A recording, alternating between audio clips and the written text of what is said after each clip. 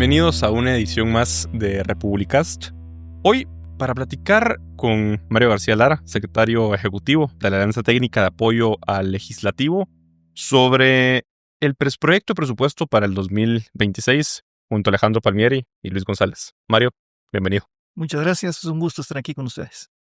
Hoy, hablando del presupuesto, y por lo menos es mi percepción, pareciera que los problemas que se señalaron el año anterior no solo no se solucionan, sino se agravan en el contenido de las propuestas que los funcionarios tienden a llevar, los funcionarios encargados. Y en este caso, pues el presupuesto para el 2026, el proyecto de presupuesto para el 2026 que presenta el Ministerio de Finanzas, es un presupuesto que sigue incrementando el gasto. No, por lo menos en apariencia, no está orientado a mejorar la calidad del gasto, ni a incrementar la inversión pública pues de una forma significativa. Tampoco está orientado a reducir el gasto en funcionamiento, al contrario, lo sigue ampliando. Y estamos hablando ya de un presupuesto que supera los 163,000 millones de quetzales. Yo pues, me recuerdo, me veo más viejo de lo que parezco, pero hace, de lo que soy, pero hace algunos cuantos años, unos 10, 12 años, cuando empecé a cobrar conciencia política, y como que del entorno ahí me recuerdo que los presupuestos estaban, y a ver, es solo un estimado de 63,000, 72,000, iban subiendo año con año de una forma en la que yo decía, bueno, pues eventualmente íbamos a llegar a lo que tenemos hoy, y parece que es algo que nunca regresa, para bien o para mal, ya lo discutiremos. Partiendo de eso, antes de que entremos a desmenuzar, como hicieron en Atal, Mario, el presupuesto, y pues que presentaron hace algunos días su análisis en la Comisión de Finanzas del Congreso, a nivel de política presupuestaria, a nivel de política financiera, ¿cuál es la visión que tenés y que nos podrías dar para sentar las bases de esta discusión de por dónde ha estado orientada esa discusión en los últimos años? En primer lugar, yo diría que es importante tener presente qué es un presupuesto del Estado o qué debería ser. Y debería ser el instrumento más importante de la política fiscal. La política macro, digamos que podríamos decir que tiene tres patas. Una es la política monetaria, que en Guatemala la dirige el Banco de Guatemala y su Junta Monetaria.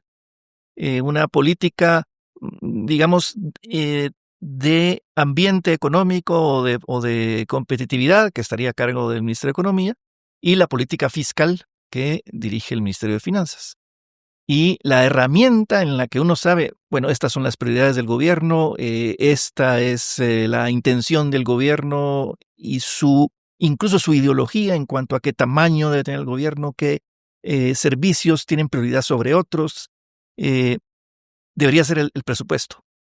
Y eso es lo que a nosotros en Natal nos ha preocupado siempre, que los presupuestos, y no solo ya tenemos 15 años de hacer análisis del presupuesto, es que no se logra ver al analizar un presupuesto o un proyecto de presupuesto cuáles son las prioridades del gobierno que lo está enviando, cuáles son las intenciones de mediano plazo del gobierno, cuál es su idea de cómo deben servirse los servicios públicos, proveerse los servicios públicos esenciales, que son salud, educación, infraestructura, seguridad y justicia, no se ve.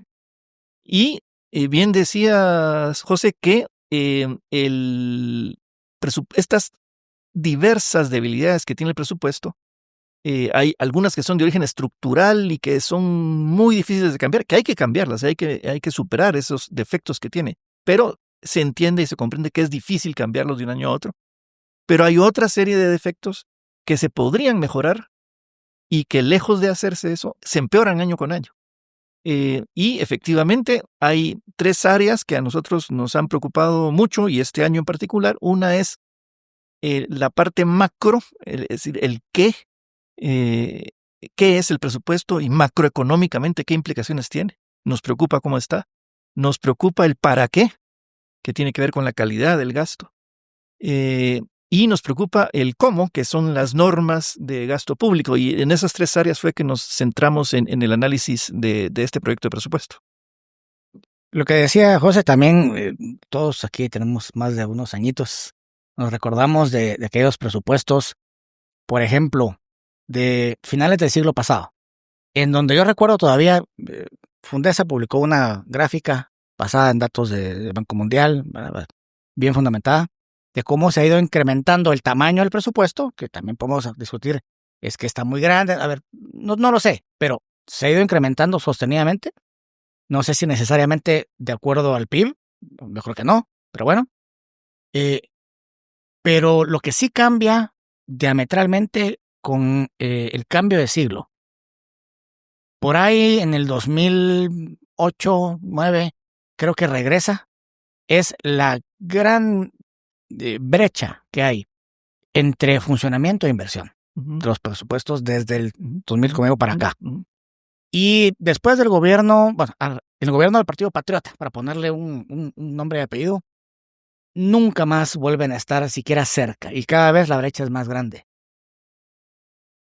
Si viésemos esa diferencia de inversión, a ver, funcionamiento podemos hablar, yo estoy a favor de un gobierno, un estado muy limitado, pero por eso lo podemos discutir ideológicamente, pero miremos los beneficios para el guatemalteco.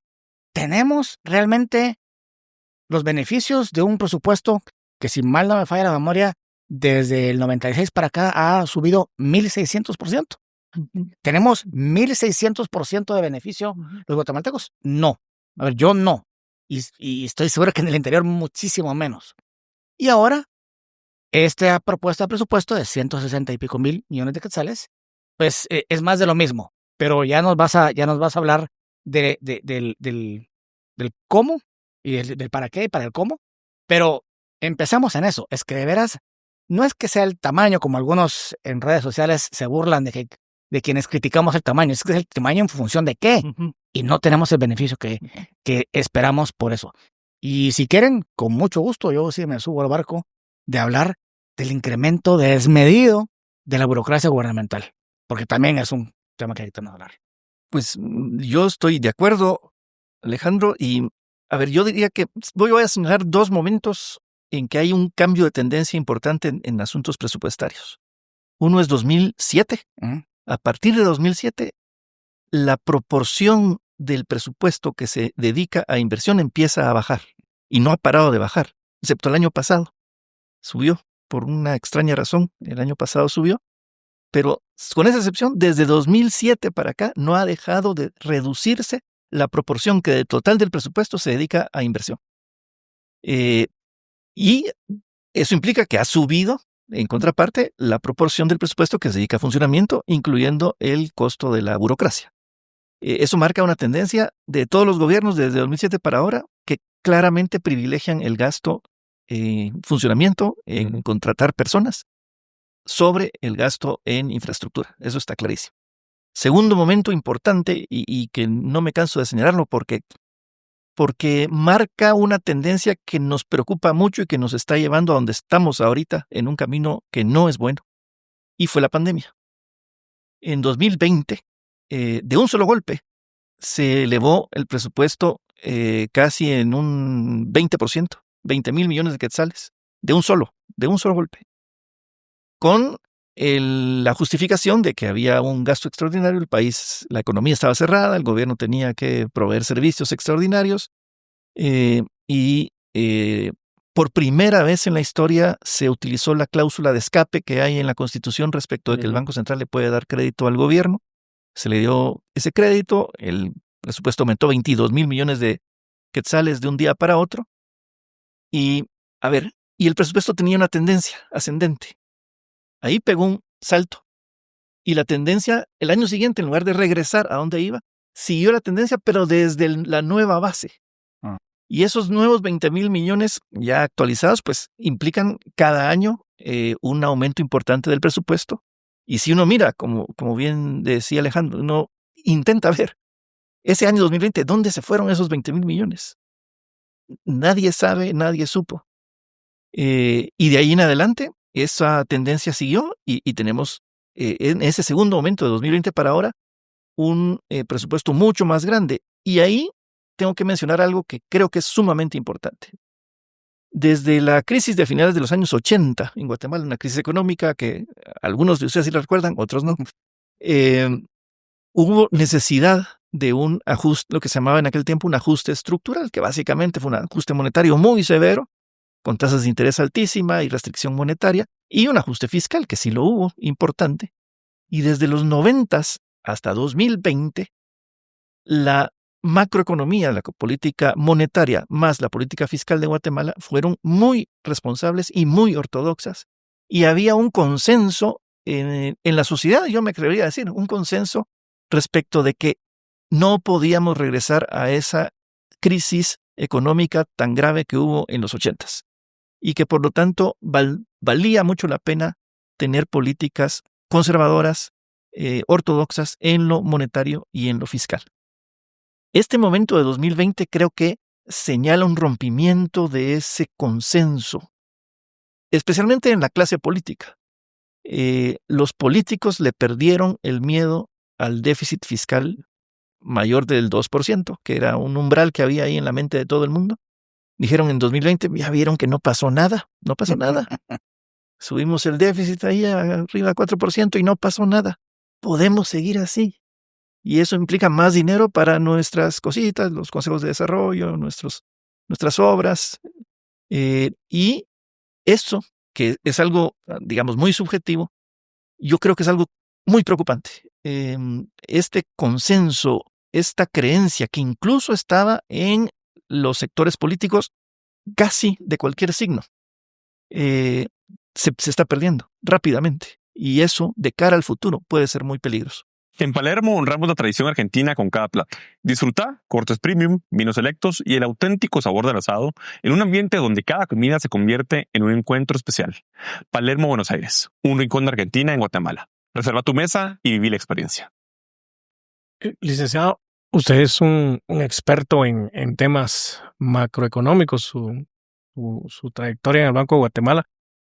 Cuando uno piensa en los presupuestos familiares, por ejemplo, uno dice, bueno, esto es lo que voy a recibir, estas son mis necesidades, y de pronto uno no alcanza a cubrir todas sus necesidades y necesita endeudarse. Entonces acude uno al sistema y se endeuda, pero uno dice, bueno, me voy a endeudar porque mis hijos necesitan educación, les doy educación, voy a pagar el colegio, voy a hacer esto, necesito la casa y arreglar acá y todo para que mis objetivos a mediano y largo plazo se cumplan. Que puede ser que mis hijos se gradúen y entonces uno se endeuda, pero ve los resultados. ¿Qué está pasando con estos presupuestos, licenciado? Tenemos evidencia de menos pobreza, tenemos evidencia de gente más educada, tenemos mejor infraestructura, estamos atrayendo más inversión. ¿Qué nos dicen esos grandes números versus esos abultadísimos presupuestos? A ver, voy a tocar 2 o 3 temas que es muy, muy importante la pregunta. La capacidad de endeudarse que tiene un Estado depende de varios factores y los economistas tienen varias formas como de calcular. Mira, este Estado sí se puede endeudar un poquito más, es decir, puede tener un déficit fiscal relativamente alto o no. Una es en función del tamaño de la economía, digamos. Llevándolo a su metáfora de un hogar, es como que si fuera en función del patrimonio familiar. Me puedo endeudar en función de la garantía que tengo en todo el patrimonio familiar. Es parecido a que un Estado se puede endeudar en función del Producto Interno Bruto del país, porque el país puede responder, digamos, a un cierto endeudamiento. Y la deuda pública de Guatemala es de las más bajas del mundo, en función del Producto Interno Bruto. Y eso le da pie a algunos colegas que son más del lado, y voy a ver aquí un término que la mayoría del público conocerá, más keynesianos, digamos, más amigos de que el Estado sea más grande, que es válido, se vale, con ciertos límites. Entonces, como la deuda sobre PIB es tan baja, es menos del 30% del PIB. En lo normal en un país como Guatemala es que sea 50, 40, 50%. Aquí es menos de 30%. Nos podemos endeudar más. Y eso lo dice el ministro de Finanzas. Otra forma de medirlo es, igual llevándola a una metáfora con unas finanzas familiares, uno puede medir la capacidad de endeudamiento de un individuo en función de sus ingresos. En un país igual. Se puede medir cómo está su deuda en comparación con los ingresos tributarios del gobierno. Esa es otra forma de medir la capacidad de pago. En ese caso, Guatemala no está bien, no es de las más bajas del mundo. Está ahí, no está, digamos, en una luz roja, pero sí está en una luz amarilla. Hay un umbral que señalan varios expertos que es 250% de los ingresos tributarios. Es como el límite. Y Guatemala anda por 200, a ver si tengo el dato aquí, 240. O sea, está ahí cerquita. Estamos en luz amarilla, ya estamos acercándonos. El gobierno es pequeño, no tiene suficientes ingresos como para justificar una deuda como la que tiene. Pero resulta que esas son como fotos de esa capacidad de pago, como diagnósticos rápidos. En nuestro análisis que hicimos en Natal vimos cómo estaba la región centroamericana y nos encontramos con un estudio del Fondo Monetario Internacional para El Salvador que estaba estudiando la capacidad de endeudamiento de El Salvador, pero lo comparaba con otros países de Centroamérica e hicieron un estudio un poco más profundo sobre la capacidad de pago, pero tomando en cuenta varias variables en una sola ecuación, digamos. Hicieron lo que los econometristas llaman una regresión. Entonces vieron ahí en función del PIB, pero tomando en cuenta no solo el tamaño de la economía, sino los ingresos, la historia del país, la evaluación en los mercados internacionales de su deuda, etc. Pusieron varias variables en la ecuación y resulta que lo hicieron para varios países de Centroamérica y resulta que para el caso de Guatemala decían que la deuda pública sobre PIB que podía soportar Guatemala es de 25%, no 30% como es el umbral, digamos, que en Guatemala hemos tenido en la cabeza. Resulta que es 25% y resulta que Guatemala superó ese 25% hace años, desde 2018. Quiere decir que según esa... Y hemos seguido ahí. Y hemos seguido ahí. Guatemala ya está en una zona de alerta. Y eso implica que si las calificadoras de riesgo país, por ejemplo, se dan cuenta de eso, que seguro se dan cuenta, existe la posibilidad de que inversionistas no miren con agrado a Guatemala como un destino de inversión o miren al sistema bancario guatemalteco como un sistema con más riesgo del que las cifras crudas dirían, porque hay una medición ahí que dice que la deuda ya está sobrepasada y por lo tanto empiezan a cobrar intereses más altos, a poner, digamos, condiciones financieras más duras para un país que es más riesgoso. Eso y también incide en la inversión extranjera, el país se vuelve menos atractivo y por eso es que nosotros creemos que no solo el presupuesto presentado, que más bien es una confirmación de lo que está pasando, sino que lo que está pasando desde 2020 para acá es una alerta que pone en riesgo un activo muy preciado de Guatemala, que es su estabilidad macroeconómica. Hemos logrado una estabilidad macroeconómica muy envidiable, digamos, y reconocida internacionalmente,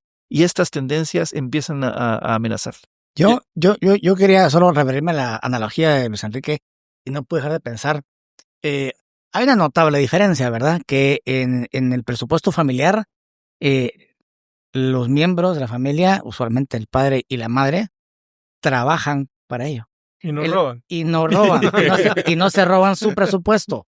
No, tal vez el papá con unas cervezas ahí el sábado. No. Se pasa. Pero el Estado no. El Estado depende de que otros generen dinero y de acuerdo a ese tamaño de la economía que existe, cobre impuestos.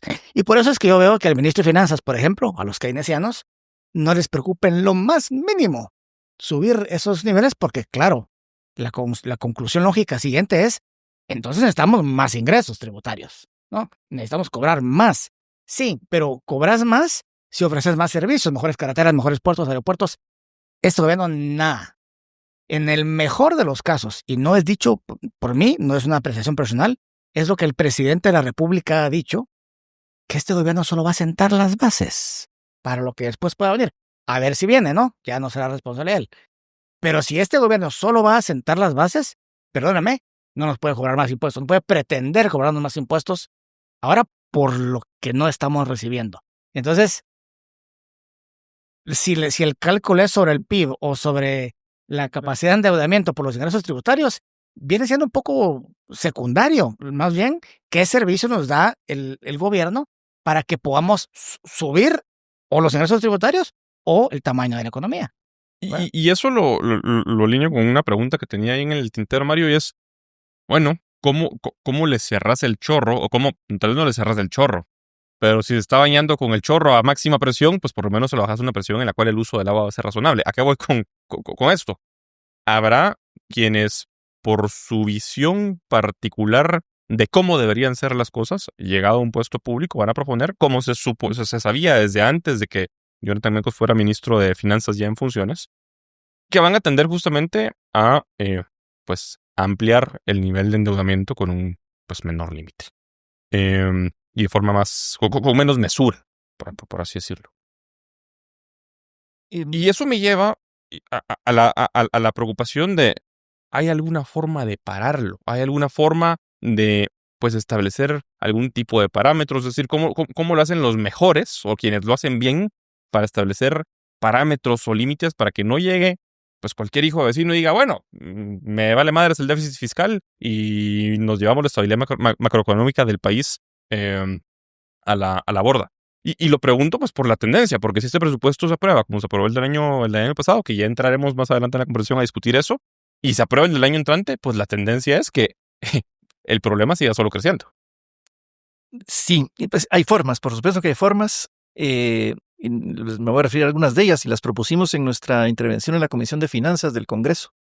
Pero son políticamente complejas, no todas, pero sí, algunas de ellas son complicadas, pero están y las voy a plantear. Pero antes de eso, me quiero referir, porque también mencionaron a la visión del ministro, digamos, una visión que ideológicamente yo no comparto, pero que, digamos, puede tener alguna discusión académica de sus méritos y de sus virtudes. Con esa visión, el actual gobierno y la parte fiscal que lidera el ministro convenció al Fondo Monetario Internacional de algo que a mí, que he seguido al Fondo Monetario Internacional desde hace 40 años, me sorprendió. El fondo estuvo anuente a aceptar ese salto, porque hay un salto de déficit fiscal importante. Digamos, hubo un salto de déficit fiscal importante en la pandemia, pero la justificación había pandemia. El asunto es que el año pasado y el salto de déficit fiscal es grande sin pandemia. ¿Cuánto? Estamos hablando que el déficit normal de Guatemala está abajo de 2% del PIB. Estos déficits están arriba de 3%, llegando a 3,5% del PIB. Suena poquito en porcentaje, pero en cantidad, tomando en cuenta que es un porcentaje de todo lo que la economía produce en un año, ese 1,5 arriba es un salto enorme que no se daba desde hace tiempo. Aunque Lick, usted ha leído esa parte que en esto dice que el FMI, o sea, ellos dicen que lo que dijo el FMI ahora en su reporte de septiembre es, pero hay un compromiso del gobierno de bajarlo pronto. Es que a eso iba, es que lo que me sorprendió, primero es que el Fondo Monetario dijera, basta, bueno, yo lo interpreto así, le dijo al gobierno, le voy a dar el beneficio de la duda. Porque efectivamente Guatemala es un país que ha gastado relativamente poco en atender las necesidades sociales, relativamente poco en infraestructura, relativamente poco en los servicios esenciales del gobierno. Y como se ha portado tan bien durante 40 años y la macroeconomía está tan bien, nos parece que tienen la oportunidad de gastar un poquito más y portarse mal con las siguientes 3 condiciones. Y eso está clarísimo en el reporte del Fondo Monetario del año pasado y que sea temporal. Es decir, que haya un plan para que a partir de 2027, creo que es, el déficit empiece a reducirse y regrese otra vez al 2%. Temporal. Segundo, que sea focalizado. Y cuando el fondo habla de focalizado, menciona, entre líneas, infraestructura, educación y salud. Si es para eso, segunda condición, le damos permiso. Y tercera condición, que sea transparente y eficiente. Yo creo que lo que uno ve en los presupuestos es que la temporalidad está de parte del gobierno manifestada, pero como quien dice, que le toque al siguiente gobierno. 27. Yo no, el otro gobierno que lo empiece a reducir. Entonces, segunda, focalizado, no se ve por dónde esté focalizado no se ve. El aumento más grande del presupuesto 2026 es en transferencias a consejos de desarrollo y pago de deuda pública. Y la tercera, que haya más eficiencia y transparencia, tampoco se ve. Y eso nos lleva entonces, ¿qué debería hacer? ¿Cómo se puede reducir el gasto? ¿Cómo se puede racionalizar ese presupuesto? Y, a ver, hay medidas de corto plazo que puede tomar el Congreso de la República para corregir, digamos, esas dispersiones que está teniendo el presupuesto. Hay, a ver, cosas relativamente fáciles. Hay una cosa, un sistema en el gobierno que se llama Sistema Nacional de Inversión Pública, el SNIP, que se supone que ahí están listadas todas las obras públicas de inversión que tienen estudios, un calendario de ejecución, de desembolsos, etcétera. Una forma es decir, está bien, le dejo el techo, pero solo se va a desembolsar aquello que esté registrado en el SNIP. Es decir, que tenga estudios, que tenga una calendarización de gastos y eso reduciría el gasto un montón porque la verdad es que son pocas las obras que están registradas debidamente en el SNIP. Se podría decir, por ejemplo, que las transferencias a los consejos de desarrollo estén atadas a planes. Yo le desembolso, sí, ahí les dejamos este techo enorme que les pusieron, pero el desembolso está atado a que haya un plan de gasto. Perdón, Sí. Mario, ahora que tocas ese punto, esa parece ser la discusión del momento respecto al dinero que va a los consejos de desarrollo. El Ejecutivo abrió esa puerta el año pasado al hacerle esas ampliaciones de fondos extraordinarios a los consejos de desarrollo. Y como fueron chambones, quiere decir, los consejos no lograban aterrizar precisamente en proyectos y en obras puntuales, pues se aprueba un decreto permitiéndoles algo que no está en la ortodoxia presupuestaria, permitiéndolos pasar al siguiente año, Bueno, ahora con la propuesta que presenta Mencos al Congreso, está más de lo mismo. O sea, ese mecanismo no focalizado, para usar tu término, se mantiene. Y luego se berrinchan cuando la oposición se da cuenta de que puede ganarles una partida, digamos. Puede ganarles ahí esa movida y aprueban entonces el decreto 7 de 2025 que ahora, pues la semana pasada, veta el Ejecutivo. Independientemente de si había menos controles, que los había, en el decreto 7 de 2025 o si hay más controles como lo está planteado el Congreso, el mecanismo es el puerco, ¿no? Ahorita me acordé de Betty la Fea.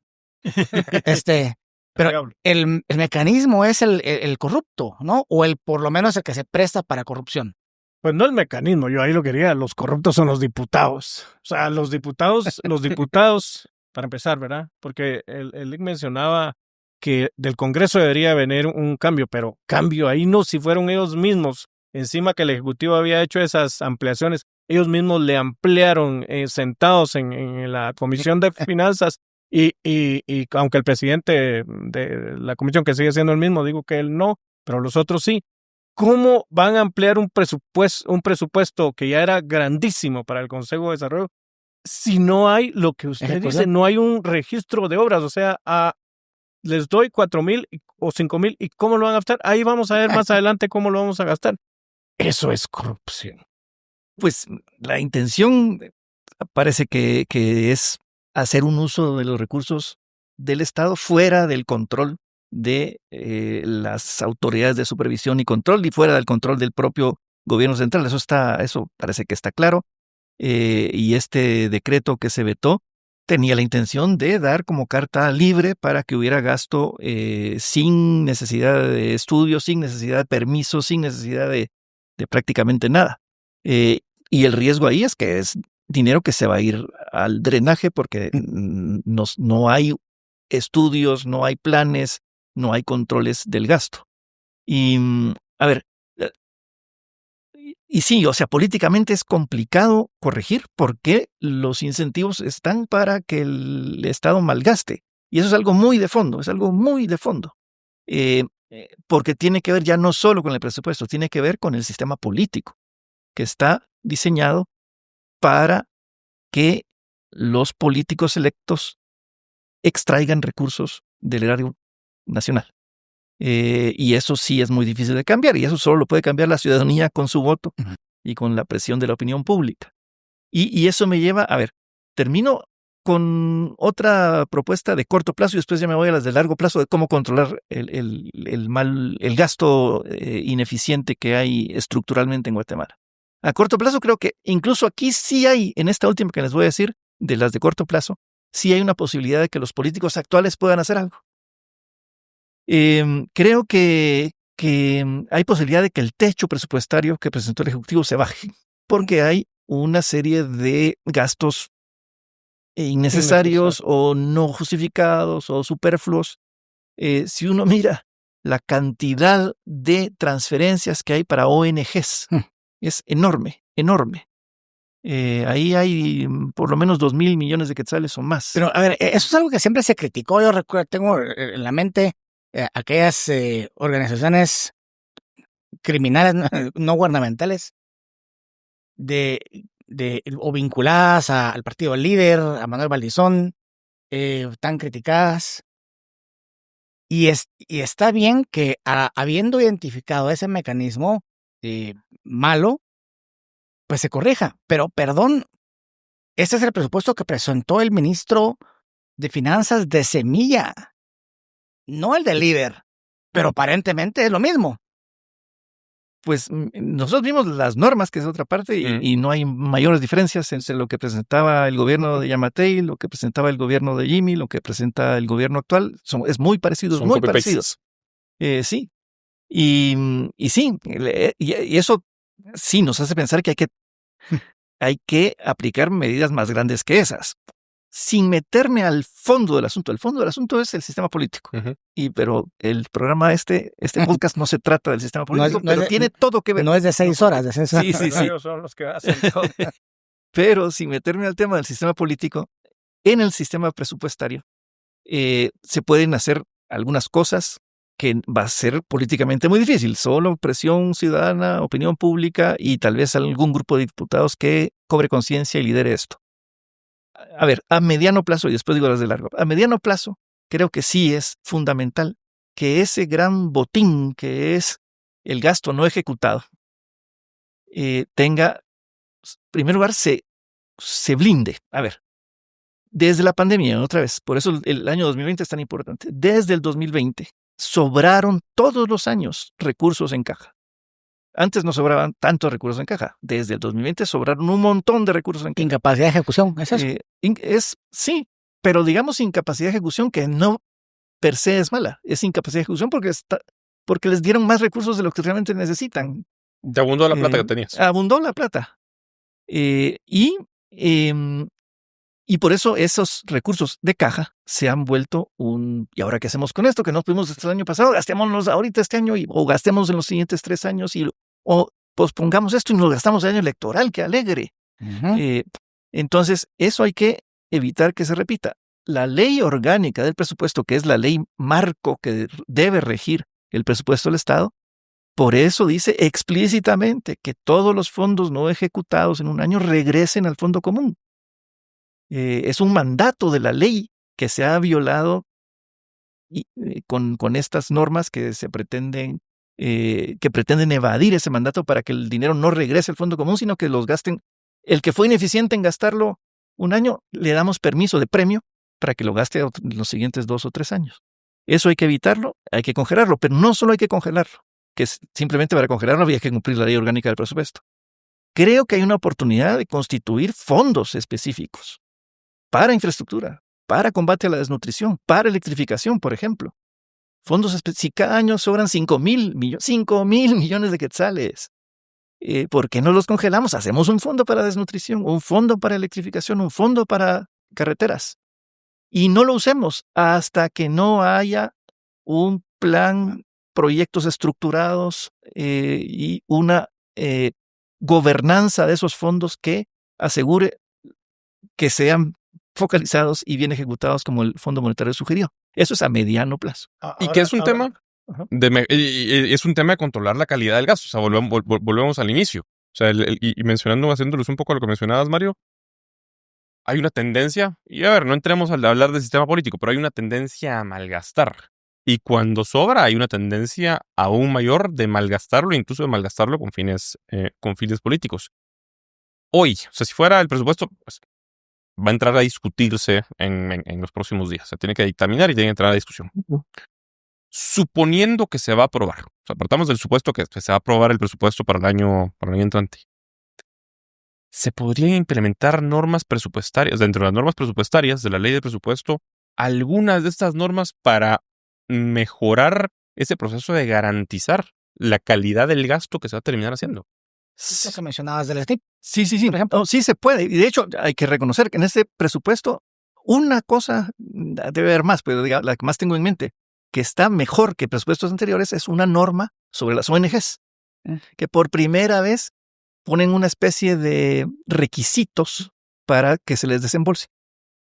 Y como quien dice, a ver, la estrategia que es, creo, repetitiva de parte del actual ministro es: yo no me voy a poner a pelear de frente con los diputados, les voy a decir, vaya, está bueno, meta su ONG aquí, yo se lo pongo en el proyecto de presupuesto, pero ya el año que viene, cuando haya que desembolsar, aquí le tengo las normas para que por lo menos sea una ONG que sí exista, que rinda un servicio social que el Estado no está rindiendo. Tiene como ciertas normas que antes no existía, y como esa norma puede haber otras que, como lo que yo les decía del SNIP, de los consejos de desarrollo, sí se pueden poner normas, pero la norma principal es la de no violar la ley orgánica del presupuesto. Es una norma que no debería existir, porque es una norma que debería decir: el presupuesto de 2026 no debe violar la ley orgánica del presupuesto. O sea, que la ley se cumpla. Que se cumpla la ley. ¿En qué sentido? Sí. La ley orgánica del presupuesto prohíbe dos cosas importantes.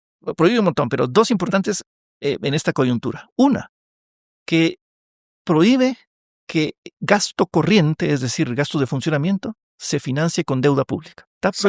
Está prohibido. No se cumple. No, en ningún presupuesto, no se les culpa de en los últimos 10 años no se ha cumplido. Y está prohibido por la ley orgánica del presupuesto. Y la segunda, que todos los recursos que sobren a final de año regresan al fondo común. Son dos normas básicas de la ley orgánica del presupuesto. Que tienen su razón de ser. Tienen una razón lógica y macroeconómicamente robusta de existir. Porque lo que ha pasado básicamente es que con deuda estamos financiando el incremento de la burocracia estatal. Así es. Por eso digo yo que el problema que tenemos nosotros son nuestras autoridades, nuestros políticos, porque ellos son los que promueven esas ilegalidades. Tenemos a un exministro dirigiendo la Comisión de Finanzas del Congreso, y uno pensaría que estos temas él los debe tener muy claros. Él, cuando fue ministro, recuerdo yo, cuando fue ministro de Finanzas, dijo que el país lo que necesitaba era un presupuesto de 100,000 millones. Eso lo dijo, digamos, hace 8 años. Pues tenemos uno es de 170 y cuántas, ¿va? 160 y pico. Va. Entonces, o sea, ya estamos casi al doble, pero entonces él debería tener claro eso, y debería de su voz en el Congreso. Uno como periodista pensaría que la voz del exministro debe ser una voz técnica, aunque sabemos que él tiene pretensiones presidenciales, pero debería ser una voz técnica y alertar y advertir sobre estas violaciones que, como dice usted, licenciado, tienen razón de ser, pero no es una razón técnica, macroeconómica, que incumplirlas nos va a llevar no sé a dónde. Bueno, y es que, porque acá podríamos seguir con un muro de los lamentos de todas las inconsistencias sostenidas que hay en una discusión que pues debería ser técnica, pero sería iluso ignorar el hecho de que es política, porque al final de esos recursos depende pues mucho. O sea, incluso desde qué alcaldes y qué diputados van a resultar reelectos, hasta pues qué proyectos políticos van a resultar apareciendo en los siguientes años. Pero, aterrizando, Mario, a un punto que ustedes mencionaban en el análisis, hablando justamente del tema del gasto público. Nos endeudamos para financiar burocracia, básicamente, es lo que estamos haciendo. Y nos estamos endeudando para financiar burocracia, pese a que la ley orgánica del presupuesto te prohíbe hacer eso. Y endeudando más arriba del umbral acostumbrado en la política fiscal guatemalteca. Correcto. Y encima de que estamos haciendo eso, la tendencia, y lo ponían ustedes en el análisis que presentaron en el Congreso, Mario, es que ha incrementado o hay una diferencia impresionante en la cual parece que se va abriendo la brecha entre lo que se gasta en inversión pública y lo que se gasta en funcionamiento. Y cada vez es menos lo que se gasta en inversión y cada vez es más lo que se gasta en funcionamiento. 2 preguntas. Una, que puede sonar evidente, pero creo que a veces las respuestas más evidentes tienden a tener información que por alguna razón se ignora, pero es, uno, ¿cuál es la consecuencia de eso? De esa inversión en prioridades en la cual la prioridad ha sido incrementar la burocracia y no incrementar la inversión. ¿Cuál es esa consecuencia? Y 2, ¿hay alguna solución dentro de ese presupuesto? Es decir, una cuestión de cambio de prioridades que podría hacerse en este presupuesto y que este gobierno tendría la oportunidad de empezar a marcar la diferencia en comparación con gobiernos anteriores. A ver, la consecuencia se llama riesgo de insostenibilidad de la deuda. Es un término técnico, pero es crucial. Y otra vez, regresemos a mí, sí me gusta la analogía con el hogar, porque, digamos, salvando las diferencias, uno puede entender bien qué es lo que está pasando. Si un hogar se endeuda, pero para ir al súper, su capacidad de pagar esa deuda disminuye en comparación a si se endeudara ese hogar para comprar un carro o para invertir o ampliar su casa. Para vender chocobananos. Así es, porque, digamos, el carro le permitiría trabajar mejor, generar más ingresos, la casa ampliada le podría permitir tener un local comercial, ser más productivos, y eso, comprar el carro o ampliar la casa, es inversión. Y al gastar la deuda en inversión, se aumenta la capacidad de pagar. Igual para el gobierno. Si el gobierno se endeuda para invertir en carreteras, o incluso jalándole y concediéndoles a mis amigos keynesianos, incluso en capital humano, en educación, salud. Tecnificación. Ajá, tecnificación. Eso aumenta la productividad del país, le da más ingresos al gobierno vía impuestos y puede pagar la deuda. Si en cambio se endeuda para pagar burocracia o papelería o electricidad, consumo eléctrico, no va a generar más productividad y va a llegar un momento en que ese aumento constante de la deuda que estamos teniendo ya va a cruzar los umbrales que hasta ahorita no había cruzado y se van a poner nerviosos los prestamistas. Ya no le van a prestar a Guatemala al 6% y le van a prestar al 9%. Va a tener que pagar cada vez más deuda y se crea una bola de nieve. Y eso lleva a la situación que se llama insostenibilidad de la deuda. Y cuando hay insostenibilidad de la deuda, lo que ocurre es que las condiciones financieras, no solo para el gobierno, para el sector privado, para la banca, se ponen duras, o sea, más caro el crédito, plazos más cortos y la capacidad de crecimiento económico se ve comprometida si es que no entramos en una crisis de impago de deuda, que eso ya implica, digamos, un rompimiento del funcionamiento normal del sistema financiero del país. Para poner, a mí se me ocurre, por corregirme por favor si estoy equivocado, varios ejemplos alrededor del mundo en los últimos años, pero a ver, uno bastante, o el más cercano a casa, y eso que está algo lejos. Creo que le pasó a Argentina bajo el peronismo, ¿no? Precisamente ese crecimiento del aparato estatal y por supuesto las ayudas y las cosas, había no focalizadas para nada, era solo para sostener ahí el aparato político. Y eso me lleva a la reflexión que la mencionaban de alguna manera. Voy a echarme ese trompo a la uña yo y voy a decir que en el pasado, a ver, políticos corruptos siempre ha habido. Pero en algún momento, tal vez idealizado en mi cabeza, había diputados que querían hacer dinero, y hablo de diputados por la coyuntura que estamos hablando de los cocoas, pero por supuesto ministros, no digamos. Pero aquel que se mete a una campaña política, gasta su dinero, o el de que se lo dio, a que quiere llegar al puesto para hacer dinero. Lo veo como una inversión. Lo veo como una inversión. Pero vamos a ver.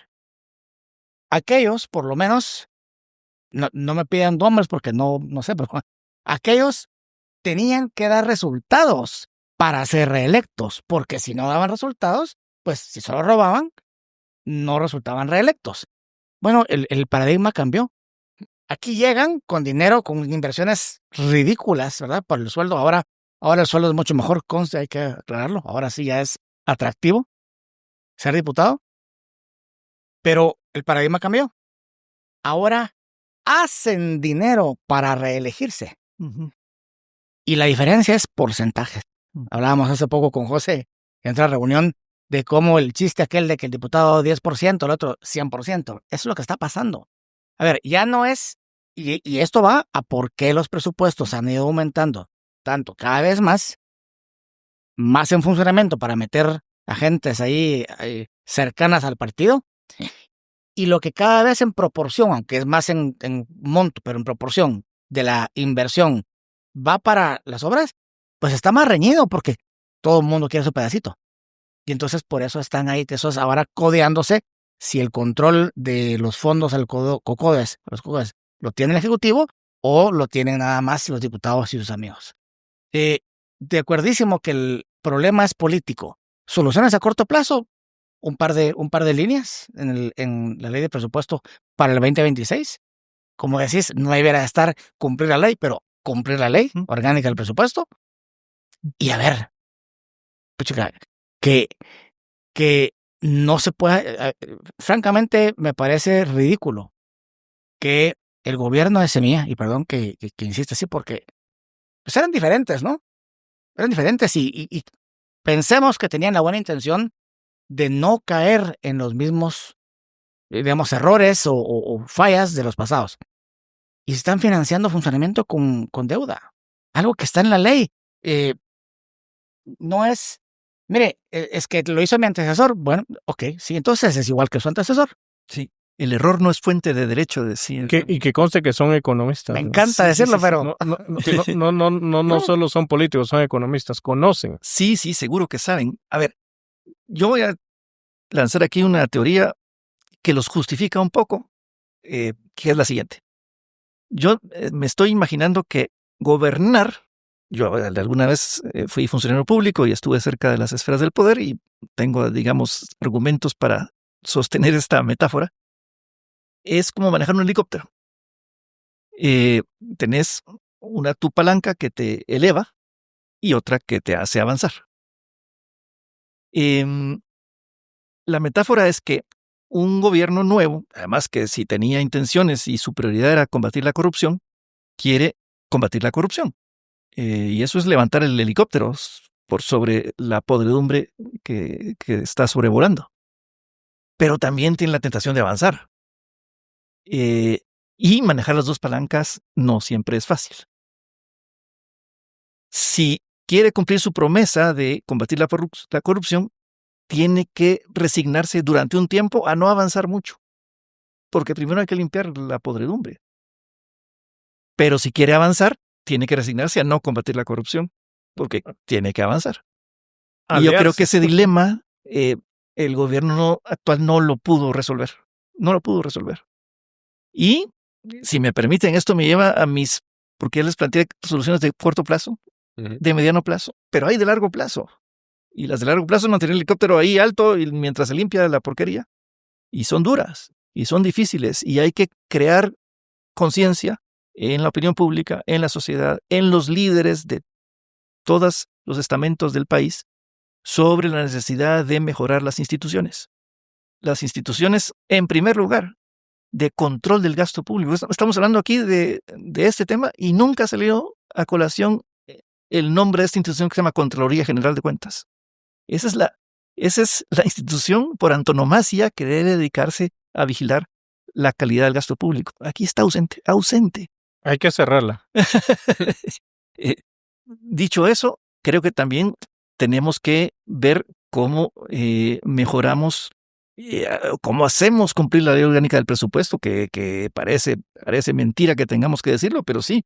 Un poco como fue la ley de simplificación de trámites, que se aprobó la ley de simplificación de trámites para decirle a los funcionarios del Ejecutivo que tenían que cumplir la ley, pero a veces resulta necesario para que se cumpla, y si se tiene que hacer, pues sería genial. Hay otro set de normas que crea institución que todavía no existe en Guatemala. Sí existe en otros países, existe en El Salvador. De hecho, acaba de sacar una reforma el presidente Bukele. Existe en Honduras, existe en Costa Rica, existe en Panamá, existe en un montón de países que se llaman leyes de responsabilidad fiscal o leyes de sostenibilidad fiscal. Lo que hacen es ponerle límites numéricos, cuantitativos, a la velocidad en que se endeuda el país, a la velocidad en que se crece el déficit fiscal, a la velocidad en que aumenta el gasto de funcionamiento en contra del gasto de inversión. Cada país tiene sus 6, 8 reglas fiscales que les da el norte. Esos países las han necesitado porque han estado en crisis fiscales severas. Guatemala nunca la ha necesitado porque desde los años 80 no hemos tenido una crisis fiscal severa. Otra vez, mis colegas y amigos keynesianos les da escalofrío cuando yo menciono reglas fiscales, porque no, es que en Guatemala el Estado es tan pequeño que ¿para qué le vas a poner más reglas? Mirá, el presupuesto es tan rígido que ¿cómo es que le vas a poner más reglas? Y no, al contrario, reglas fiscales bien puestas van a liberar al gobierno para que pueda gastar más en inversión, para que pueda gastar más en salud, en educación, para que pueda decir a los diputados, esa su locura no se la puedo poner en el presupuesto, porque viola la regla fiscal que tenemos como país. Esa es otra reforma que hay que hacer en prevención, porque estamos por mal camino y hay que prevenir. Y yo agregaría que hay también reformas administrativas que el gobierno puede hacer. Entiendo que el gobierno ya está en pláticas tanto con Estados Unidos, creo que es el Departamento del Tesoro, como con el Fondo Monetario Internacional para hacer modificaciones administrativas a las adquisiciones públicas, a las compras, y al propio sistema financiero del Estado, a los controles internos, ya no de la Contraloría, sino los controles internos del Estado. Digamos que van 2 años tarde, pero ya van, y eso es buena noticia, y creo que también hay que hacerlo. Yo estoy de acuerdo con usted. En arca abierta hasta el justo peca. O sea, hay que tener controles y quitar la discrecionalidad. Pero en las soluciones que usted menciona de mediano plazo, fondos específicos, ahí le preguntaría, ¿no sería lo mismo FIS, FONAPAS y el recién creado fondo, o que se intenta crear el fondo para atender la infraestructura prioritaria, que ya vimos que el Estado o el gobierno está en la ley, se aprobó para dar esa independencia, igual no me importa, regresa al mismo esquema? Sí, el riesgo existe. Lo que pasa es que esta creación de fondos que yo propongo, admito, es un chapuz. Es un chapuz en tanto se logra mejorar la forma en que el Estado ejecuta el presupuesto.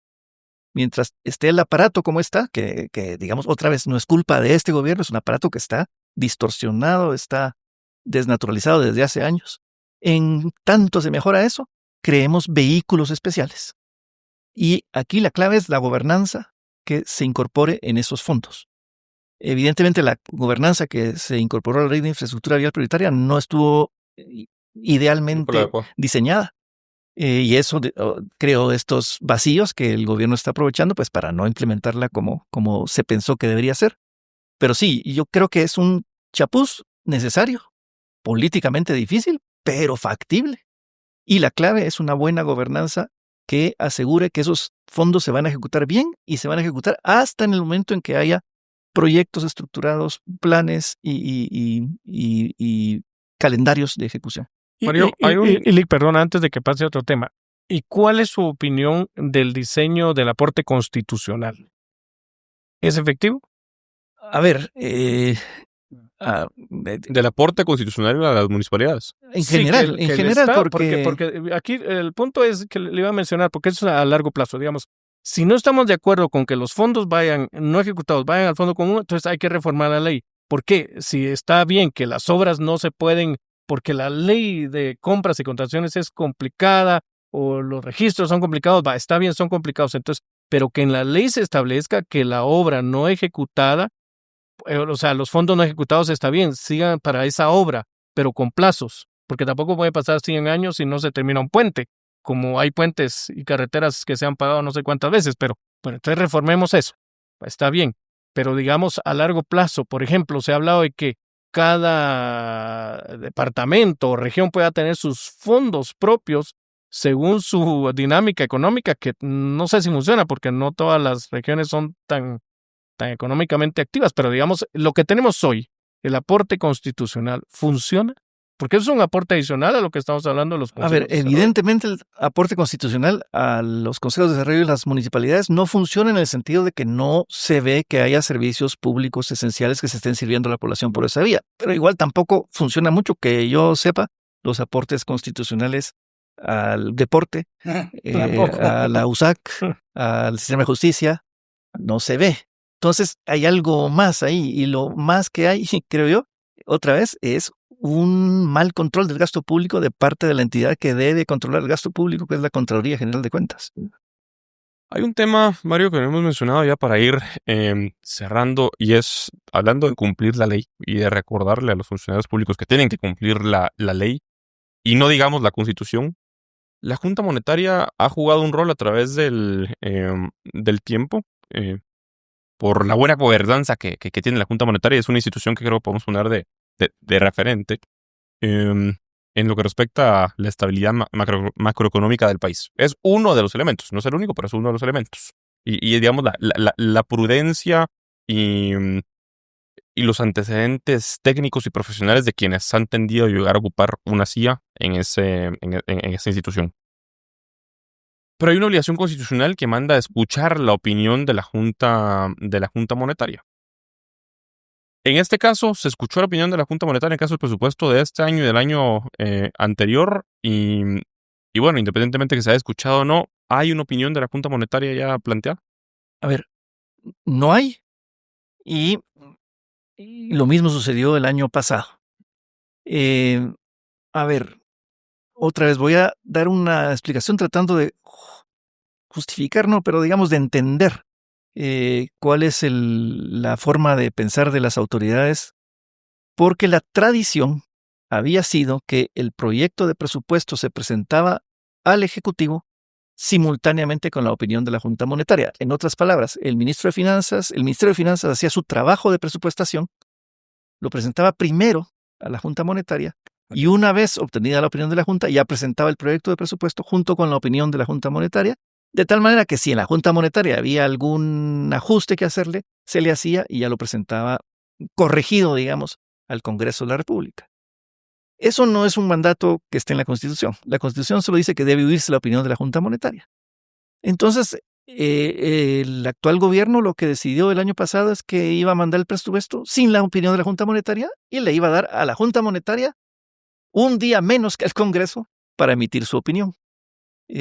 O sea, se lo mandó simultáneamente al Congreso y al Banco de Guatemala para que los técnicos lo analicen.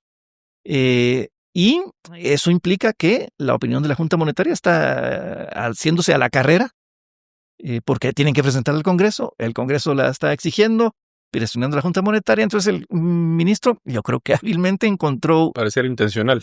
Encontró un resquicio ahí para mandarlo a tiempo y también poner en un brete a la Junta Monetaria para que se apure a opinar. Pero qué interesante que teniendo en cuenta que no dice a quién primero, pero si hay oportunidad de que esté antes esa opinión que tiene que escuchar el Congreso, pues se aproveche. Y lo que está haciendo el actual ministro o la actual administración, porque es el segundo año, es opacando, dificultando, trabando las carretas de la aprobación de un presupuesto. ¿Qué quieren? Que finalmente los diputados se enojen o se preocupen de su futuro y, como sucedió el año pasado, la metan de urgencia nacional, la aprueban con una ley y no con las 3 lecturas que debe tener una ley. Parece ser que lo que quiere hacer el ministro es justamente eso. Nos surge, así que se vaya. Y así se fue. Entonces, menos transparencia, no más. Es lo que está haciendo este gobierno. Mario, para terminar, el presupuesto, creo que la conclusión es más que evidente, pero el presupuesto, como está hoy, debería aprobarse, y si no debería aprobarse, con modificaciones debería aprobarse, o lo mejor es que quede lo que está el año pasado y tomarnos ese tiempo para discutir cuál es el presupuesto que queremos. Nosotros en Natal siempre nos inclinamos porque es mejor que haya un presupuesto aprobado, adecuado al año siguiente, a que no lo haya. Cuando no hay un presupuesto aprobado, las transacciones intraministeriales se multiplican, hay mucha menos transparencia, hay menos orden en el gasto, hay menos posibilidad de fiscalización. Y entonces yo creo que el que se quede el mismo presupuesto el año pasado debería ser una medida excepcional. Si el presupuesto está demasiado mal o si plantea locuras injustificables, digamos que no está en ese nivel el proyecto de presupuesto. Tiene muchos defectos, tiene como yo les decía al principio, asuntos macroeconómicos que están mal, tiene asuntos de calidad del gasto que están mal y tiene normas que están mal, pero aún así da más posibilidad de orden y de fiscalización. Algo que sí puede pasar mal es que el Congreso se empeore. Siempre puede pasar. 180. Presupuesto 180. Y en ese caso creo que ahí habría hasta la posibilidad de vetarlo, ¿verdad? La otra cosa, o el otro atenuante que existe es que el año que viene no es año electoral. Entonces la posibilidad de locuras también se reduce un poco. Pero es preelectoral. Y sí. Y con elecciones difíciles. Pero ya hablaremos, con elecciones difíciles. Creo que habrá que ver y si cómo se mueve en el Congreso, esto es clave. Yo estuve en la Comisión de Finanzas y la verdad es que vi un ánimo de escuchar. Y tengo que decirlo, también segundo año que está de presidente el exministro, y las formas son las correctas. O sea, está oyendo una audiencia, está escuchando las recomendaciones y está tratando de que al menos las formas sean las adecuadas para que el presupuesto se apruebe como en ley debe aprobarse, que es un poco lo que hablábamos de lo de la Junta Monetaria. Es importante, las formas son importantes. Como país, como Estado, es importante que se cumplan las reglas y yo creo que hasta ahora se está haciendo y ojalá que no se empeore y si es posible que se mejore el presupuesto en la Comisión de Finanzas. En la Comisión de Finanzas así fue el año pasado, solo que en la última sesión ya no veremos qué pasa y cómo continúa esta discusión política y definitivamente seguiremos pues analizándolo, particularmente en nuestro boletín de alta política, al cual los invito a suscribirse. Gracias por acompañarnos. Gracias, Mario. A ustedes.